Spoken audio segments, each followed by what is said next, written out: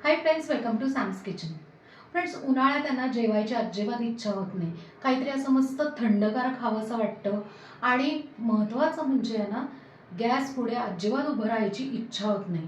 म्हणूनच आजच्या व्हिडिओमध्ये आपण आहे ना 2 व्हिडिओ शेअर करणार आहोत. मस्त असं आहे ना पोटाला थंडावा देणारे 2 प्रकारचे रायते. ते पण पौष्टिक तर आहेच आहे, झटपट आहेत बनवायला आणि ह्याच्यात एक खूप महत्त्वाचं पॉईंट आहे की आपण एक थेंबही तेल वापरलेलं नाहीये. 3, 2, 1. पहिलं आपण आहे ना दुधी भोपळ्याचा रायता करणार आहोत. त्यासाठी आपल्याला आहे ना एक कवळा असा आहे ना दुधी भोपळा लागणार आहे. आता आपण तो सोलून घेऊया. भोपळा सोलून झाला ना की आपण ही दोन्ही जी टोकं आहेत ही काढून घेऊ आणि त्यानंतर ह्याचे तुकडे करायचे. पण तुकडे करताना कसं करायचं माहिती आहे का, की असे 4 भाग असे करून घ्यायचे. त्यानंतर हा मधला भाग आपल्याला नको आहे, सो अशा पद्धतीने आपण आहे ना काढून टाकायचा आहे. मधला भाग काढून झाला की छान असे छोटेसे चौकोनी तुकडे करून घ्यायचे. आपण पूर्ण भोपळ्याचे आहे ना चौकोनी तुकडे केले. आता त्यातनं अगदी थोडंसं 2 ते 3 चमचे पाणी घालायचं आहे. आपण आहे ना दुसरं जे रायता करणार आहे ते शेवग्याचा रायता करणार आहे. त्यासाठी मी ना शेवग्याच्या या जाड शेंगा घेतल्यात. अख्ख्या अशा आहे ना 2 घेतल्यात, त्या कट करून घेतल्यात. आता आपण ह्याचे ना थोडेसे मोठे तुकडे करून घेऊया. हे असे मोठे तुकडे करायचे आणि त्यानंतर काय करायचं की सुरीने आपण आहे ना हे सोलून घेऊयात. अशा पद्धतीने आहे ना पूर्ण सुरीने व्यवस्थित सोललं जातं. सगळ्या शेंगा आपण आहे ना मोठे तुकडे करून घेतले, सोलून घेतले. त्यात आता अराऊंड आहे ना अर्धी वाटी फक्त पाणी घालून घ्यायचं आहे. आपण एकाच वेळेला 2 रायते करणार आहोत, शेवग्याचं आणि दुसरं भोपळ्याचं रायता. तर आपल्याला दोन्ही ह्याला एकच शिट्टी लागणार आहे. म्हणून आपण काय करायचं आहे, कुकरमध्ये आहे ना दोन्ही भांडी एकत्र ठेवून एक शिट्टी करून शिजवून घेऊया. एक शिट्टी करून आपण आहे ना दोन्ही आता पूर्ण गार करून घेतलेलं आहे. आता ह्याचं आपण काय करूया, पाणी काढून घेऊया. एकाच ह्याच्यात आपल्याला पाण्याची गरज नाही आहे. दोन्ही भाज्यांचं आपण पाणी याच्यात काढून घेतलेलं आहे एका वाटीमध्ये. बरं, हे पाणी ना वाया घालवायचं नाही. कुठल्याही आमटीला, कढीला, भाजी शिजवायला हवे असेल तर हे वापरू शकता तुम्ही फ्रीजमध्ये स्टोअर करून. आता पहिलं आपण आहे ना दुधी भोपळ्याचा रायता करणार आहे. त्यासाठी इकडे मी एक मिरची आणि आल्याचा तुकडा हे छान बारीक करून घेऊया. इथे ना आपण आता दुधी भोपळ्याच्या रायत्यासाठी काय केलं आहे की 1 ते 1.25 वाटी आपण दही घेतलं आहे. पहिलं हे दही फेटून घ्यायचं.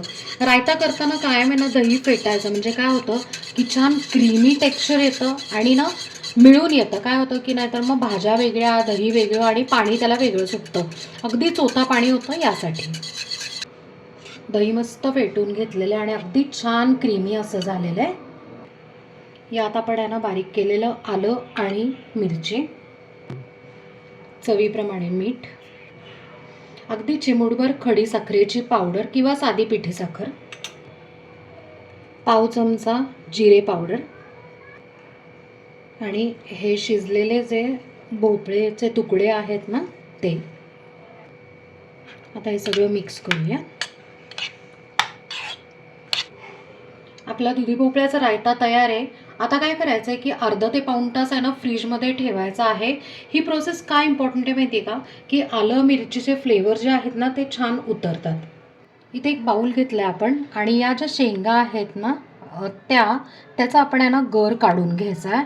आपल्याला अख्ख्या बाहेरच्या शेंगांचं कवर नको आहे, ह्याचा फक्त आपल्याला गर हवा आहे. सगळ्या शेंगांचा आपण आहे ना गर काढून घेतला आहे. अराऊंड अर्धा बाऊल किंवा पाऊण वाटी होतो आणि अशा पद्धतीने बघा किती छान आहे ना व्यवस्थित गर निघतो. शेंगांच्या आहे ना रायत्यासाठी आपल्याला खोबरं लागणार. इकडे ओलं खोबरं घेतलं आहे मी, अगदी छोटा तुकडा घेतला आहे. ते मिक्सरमधून आपण बारीक करून घेऊया. शेवग्याच्या शेंगांचा रायता करण्यासाठी आपण इकडे आहे ना जवळजवळ 1 बाऊल आपण आहे ना दही घेतलेलं आहे. ते छान फेटून घेऊया. दही फेटून घेतलं आहे बघा, इतकं मस्त क्रीमी झालेलं आहे. त्यात आता शेवग्याच्या शेंगांचा गर काढला होता तो घालून घेऊया. बारीक केलेलं ओलं खोबरं, यात आता चवीप्रमाणे मीठ, चिमूटभर खडी साखरेची पावडर, या रायत्यामध्ये तिखटपणासाठी आपण ना अर्धा चमचा काळी मिरी पावडर किंवा तुम्हाला जर जास्त पाहिजे तर त्या पद्धतीने तुम्ही टाकू शकता. आता सगळं मिक्स करूया. सगळं मिक्स करून झालेलं आहे आणि अशा पद्धतीने ना शेवग्याच्या शेंगांचं रायता इथे तयार आहे. आपण अर्धा तास आहे ना फ्रीजमध्ये ठेवून घेऊया. फ्रेंड्स, उन्हाळा स्पेशल मस्त असं पोटाला थंडावा देणारं 2 रायते इकडे तयार आहे. पहिलं म्हणजे दुधी भोपळ्याचा रायता आणि दुसरं रायता म्हणजे शेवग्याच्या शेंगांचा रायता. आणि महत्त्वाचं म्हणजे इथे आपण अजिबात तेलाचा एकही कण वापरलेला नाही आहे. तर फ्रेंड्स, तुम्ही बघितलंच असतील दोन्ही रेसिपीज. ह्याला गॅसची अजिबात गरज नाही. फक्त आहे ना 2 भाज्या आपल्याला एका शिट्टीत उकडून घ्यायच्या आहेत. That's it. त्यानंतर अगदी 5-5 मिनिटात होणाऱ्या दोन्ही रायते आहेत. आता हे जे रायते आहेत ते तुम्ही उन्हाळ्यात तर खाऊ शकता, पण इतर वेळेला जे लोक वेट लॉसवर आहेत ते खाऊ शकतात किंवा डायबिटीस आहे ते सुद्धा खाऊ शकतात किंवा काही स्टमक इन्फेक्शन झालं असेल, काही बॅक्टेरियाज असतात त्यामुळे इन्फेक्शन होतं, त्यांना तर परफेक्ट असं मील आहे. आता हे जे रायते आहेत ते आपण आहे ना पोळी भाजीबरोबर खाऊ शकतो, पराठ्याबरोबर खाऊ शकतो. इनफॅक्ट तुम्ही ना बिर्याणीला सुद्धा आहे ना वेगळ्या प्रकारचा रायता म्हणून हे नक्कीच करून बघू शकता. सो नक्की करून मला कमेंटमध्ये सांगा. आपल्या चॅनलला सबस्क्राईब करा, लाईक करा, शेअर करा आणि कमेंट करा. थँक्यू.